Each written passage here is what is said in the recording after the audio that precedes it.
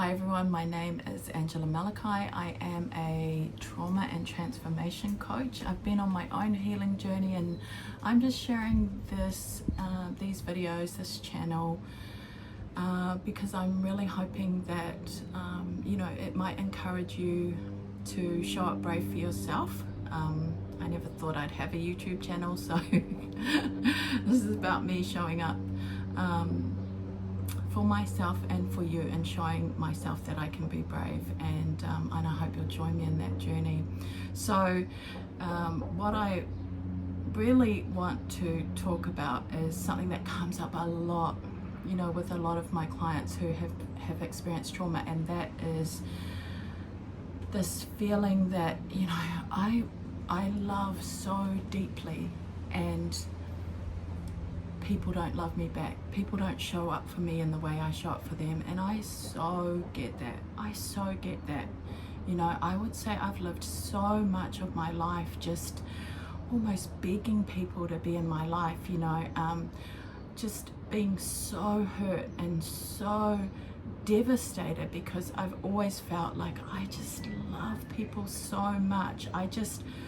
And so desperate to be loved because of how much I love people, and wanting people to see me, and being so disappointed when people couldn't see me, and they saw me as, my family certainly saw me as confrontational, or in all sorts of ways that I don't even want to go into. I'm sure sometimes I just kept showing up on my wounds, so that's one thing.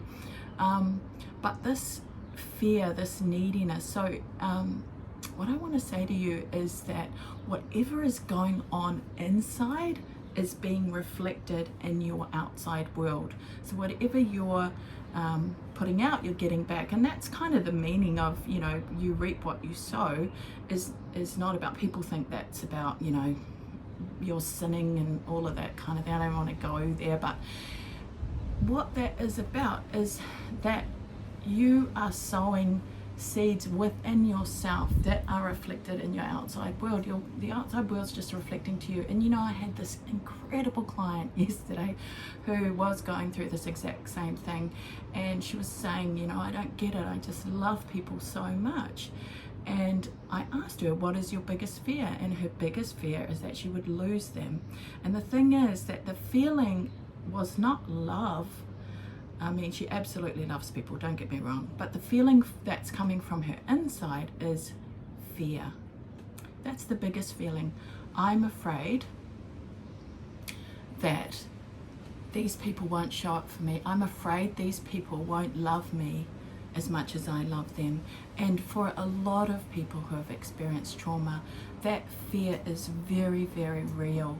And because we have this fear that we won't be loved, that we're not valuable enough, that fear is really what's resonating with the world. So even though we're trying to show up loving, and we think we're showing up, and just really loving on these people and doing things, a lot of people who have had trauma are people pleasers, and they're desperately trying to behave in a way that will show how much they love you, and it doesn't resonate. And the reason it doesn't resonate is because it comes from a place of fear, and it comes from a place of wanting, and it comes from a place of needing.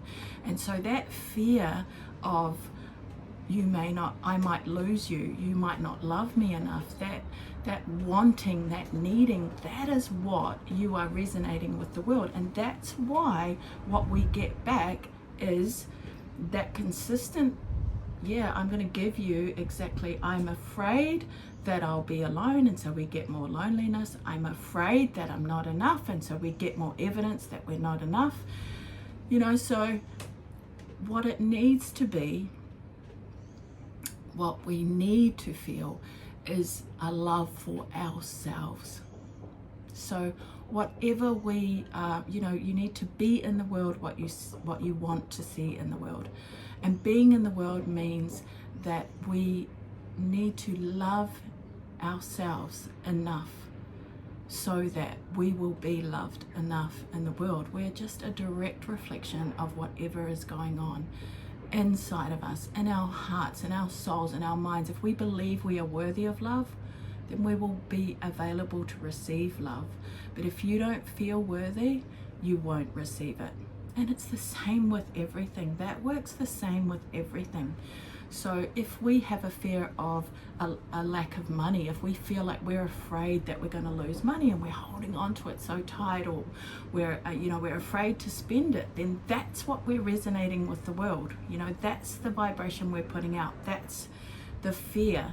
That fear that we're going to lose the money is meaning that money's not showing up for us. That's essentially how it works. If you're afraid of losing your marriage, then you will lose your marriage. I'll just tell you this, or your partnership, or your situationship, whatever it is. So I was in a domestic violence relationship for a number of years. It was abusive, and you know what, it was beautiful. So I don't want to I never call myself a victim. But what I want you to understand is that I love that relationship because it taught me so much and it grew me so much, and just like every trauma that I've had, I love it and I appreciate it for what it was, and I have no judgment around that relationship.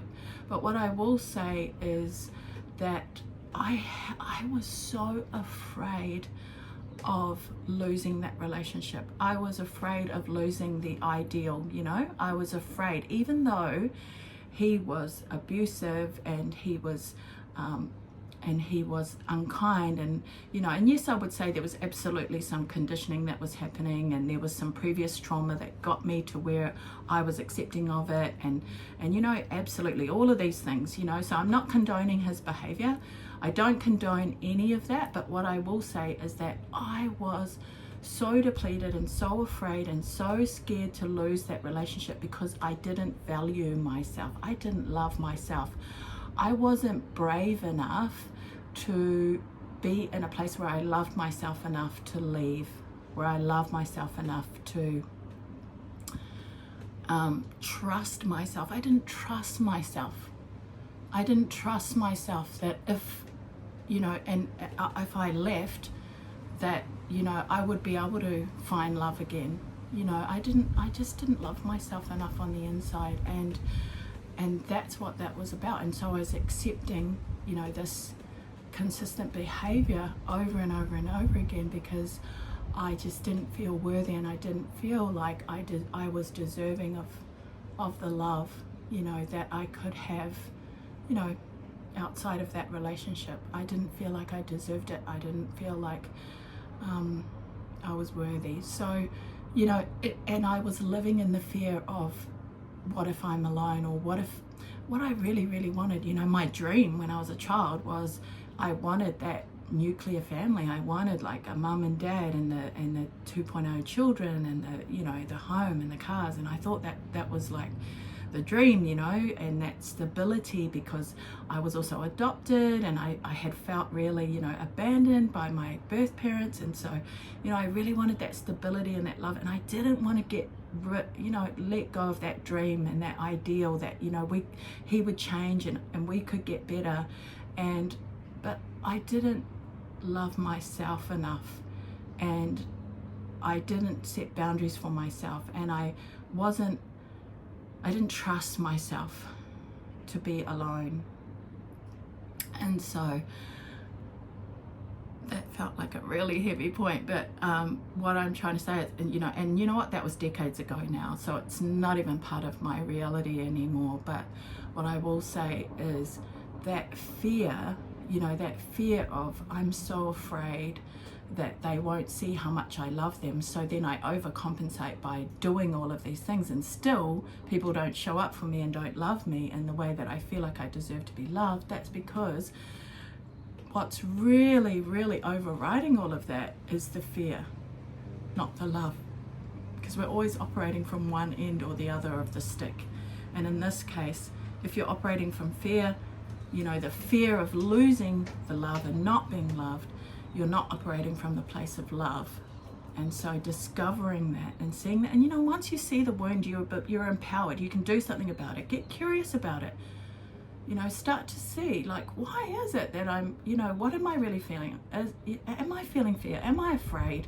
Am I afraid that I'm going to be abandoned, that I'm going to feel alone, that people aren't going to show up for me? If that's what it is, then yay, congratulations, you've seen it.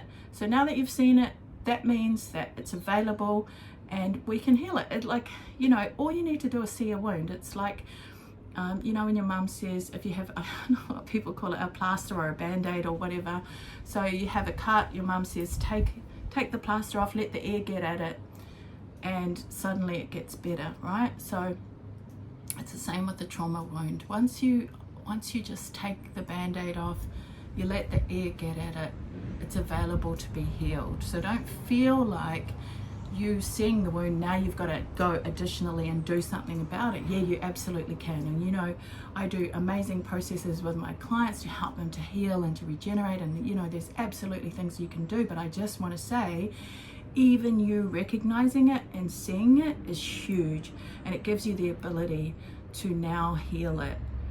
Just seeing it and taking off that band-aid, and it is huge. It's huge for you, you know. Asking yourself the question, you know, why am I feeling this way? You know, what about this situation is making me, you know, why am I showing up this way? Why are they showing up this way? Why are they reflecting this back to me? Why? You know, asking yourself, getting really curious, and then seeing, oh, I know what this is. This is fear. Like, well, I know what this is, you know, this is, I'm not feeling worthy, you know, so see the wound.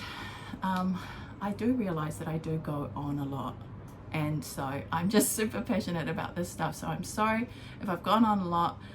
Sorry, not sorry, actually, because I am just super passionate about it. I love what I do. If you resonate with what I'm talking about, if you're picking up what I'm putting down, then I would love it if you could just like, subscribe, share it with your friends, leave a comment to let me know what you got, what you didn't get, if you want to share some love with somebody else who might be going through some stuff, and if you have a question and you wanted me to talk about it, then absolutely leave that too. So I just want you to know that you've got this and I've got you.